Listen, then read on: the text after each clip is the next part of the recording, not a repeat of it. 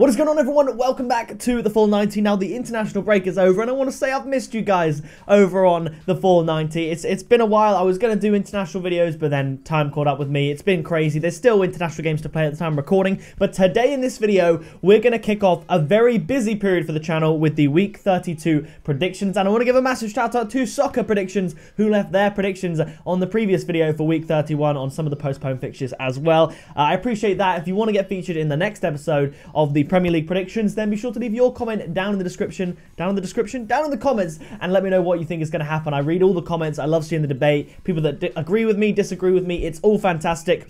And let's have a quick look back at my week 31 predictions and how they turned out, and then we'll move on to the week 32 predictions. Leave a like on the video if you're excited for this video. We got FA Cup coming up soon, the semi-final, the Champions League and Europa League quarterfinals. It's going to be a blast. So kicking it off, we had Bournemouth versus Newcastle. I predicted a 2-1 home win to Bournemouth. It was a 2-2 draw, so close but not quite correct. And then the next game was Burnley versus Leicester. I actually predicted a 2-2 draw, and it was a 2-1 win to Leicester, so I got the two predictions the wrong way around for those two games. The next game, West Ham Huddersfield, I predicted 2-0, and boy, West Ham saved themselves and me a little bit of embarrassment with that late comeback against Huddersfield. 4-3. Can you believe that? 4-3. Huddersfield scoring 3 goals and they still can't even win, so that just shows what kind of season they're having.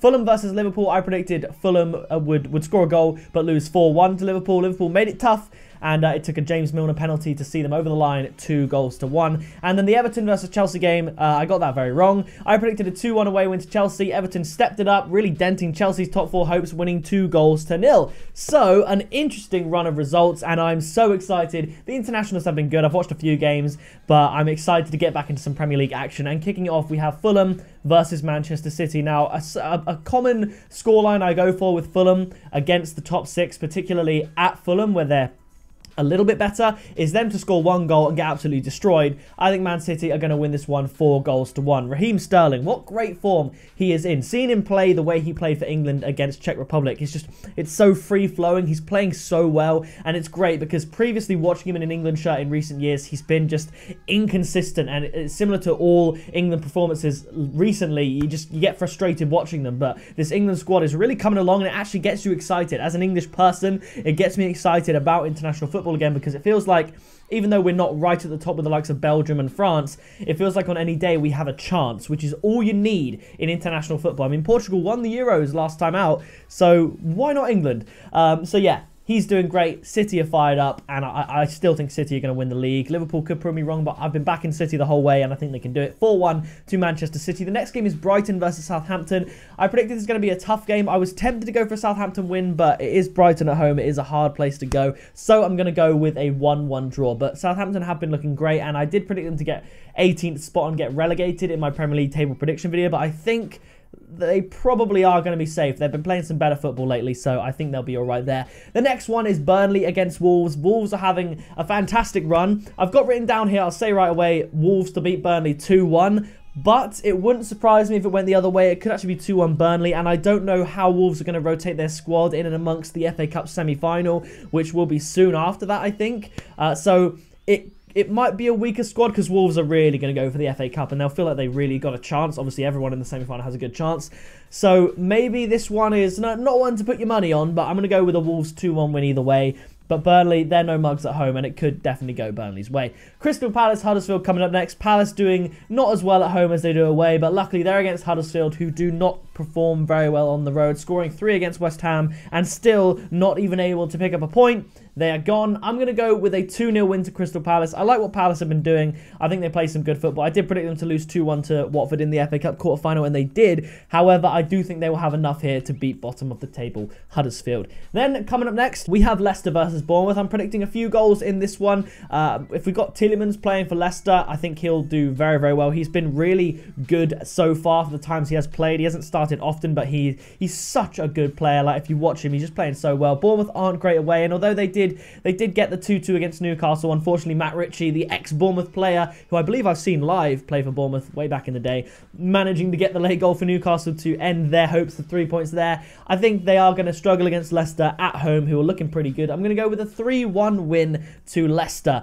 Moving on, we have Manchester United versus Watford. I was going to go with an upset here. Man United had a bit of a shaky form before the international break. They lost to Wolves, they lost to Arsenal, and it's the first time Ole Gunnar Solskjaer's really been faced with sort of some, you know, hard times. Obviously, the PSG first leg, that wasn't as bad as these two previous results. And I was going to go for a Watford away win because Man United also have struggled to put in a performance at Old Trafford, and they perform way better away, excluding the Emirates, because that is a tough place to go.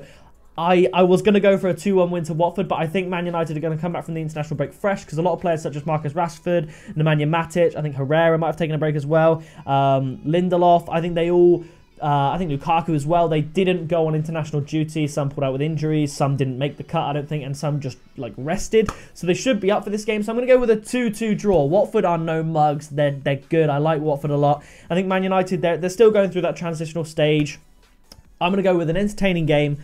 Man United could easily win, obviously, but I'm going to go with a 2-2 here. Next on the list is West Ham versus Everton. West Ham have been performing much better at home this season, and Everton have been performing dreadfully away this season. So I'm going to go for an Everton win. Yes, you heard me correctly. Despite West Ham's better home form and Everton's terrible away form, I really think the Chelsea result springboarded them forward, and I think the cracks started to show for West Ham when you concede 3 goals against Huddersfield. And I've just got a funny feeling that Everton are going to get the win. So I'm going to go 2-1 to them.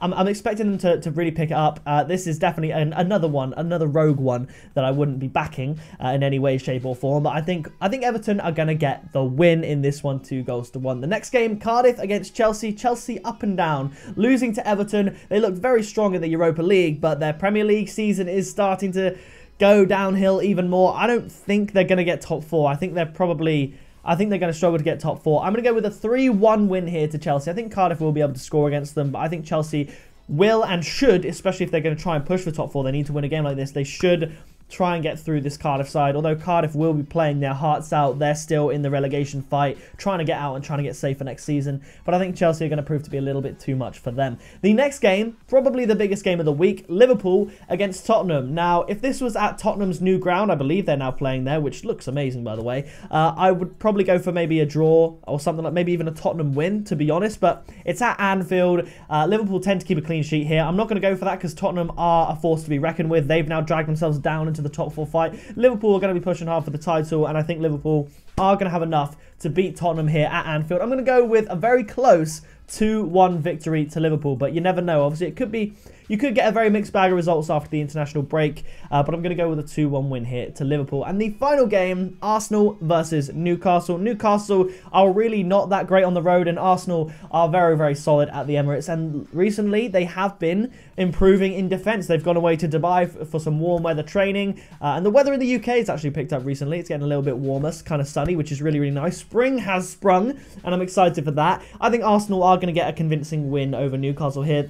To be honest, I've put 2-0, so we'll put that in the video. Arsenal 2, Newcastle 0. It would not surprise me if Newcastle score because they've got good attacking players. They've got Rondon, who helped Venezuela, I believe it was. Is that who he plays for? Beat Argentina in the international break 3-1. He opened the scoring. I hope it was Venezuela. I don't want to sound like a moron.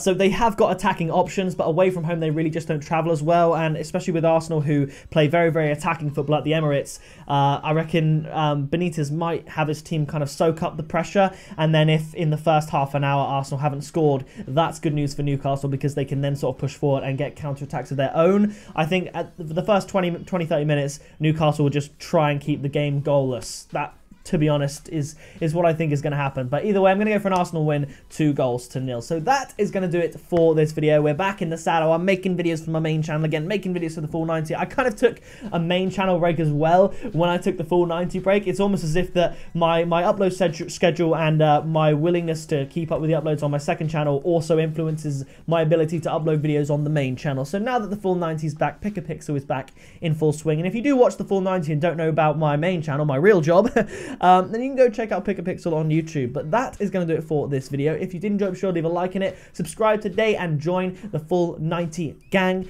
And yeah, leave your comments down below for a chance to be featured in the next video. So yeah, that is it from me, and I'll see you in the next video very soon.